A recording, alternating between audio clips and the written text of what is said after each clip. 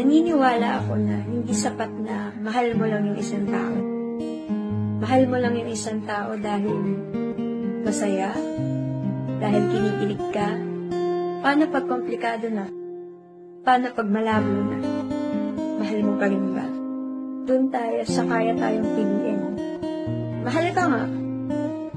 Pinili ka ba? Mahal ka nga. Nanatili ba? Mahal ka nga. Nasaan na?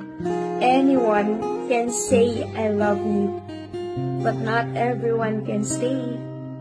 At ako nandito ako, kahit malabo na, kahit komplikado na, kahit ayaw na sa atin ang mundo.